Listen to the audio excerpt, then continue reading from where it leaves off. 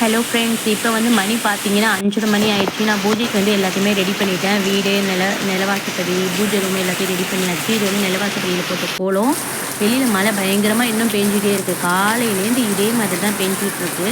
அதனால் வெளியில் வந்து கோலம் போட முடியல. அதனால் மேல் வராண்டாவில் மட்டும் போட்டிருக்கேன். அடுத்து வந்து வெளியில் யமதர்மராஜாவுக்கு விளக்கு ஏற்றி வச்சுட்டு சுற்றி அகல் விளக்கு வச்சு 2 பக்கம் பாவை விளக்கு வச்சு நிலவாசப்படியிலே விளக்கு வச்சாச்சு. வெளியில் எல்லாமும் முடிச்சுட்டு அதுக்கப்புறமா பூஜை ரூமுக்குள்ளே போய் நான் ஐம்பூதங்களையும் மென்ஷன் பண்ணி அவங்கள வணங்கும் விதமாக அவங்களுக்கு 5 தீபங்களையும் சாமிக்கு கீழேயே வந்து அது பக்கத்துலேயே ஏற்றி வச்சுருக்கேன். மற்றபடி எல்லா சாமிங்களுக்கும் ஒவ்வொரு விளக்கு வீட்டில் ஏற்றுறது தான். ஸோ அந்த விளக்கு எல்லாத்தையுமே ஏற்றியாச்சு. இதுக்கப்புறம் வந்து பூஜை பண்ணும்போது வந்து நான் பாட்டு ஏதாவது போட்டு விட்டுருப்பேன். சாமி பாட்டு, கந்தசஷ்டி கவசம், இல்லை வேல்மாறல் ஏதாவது ஓடிட்டுருக்கும். இல்லை வந்து மகாலட்சுமி தாயார் பாட்டு வந்து ஓடிட்டுருக்கும்.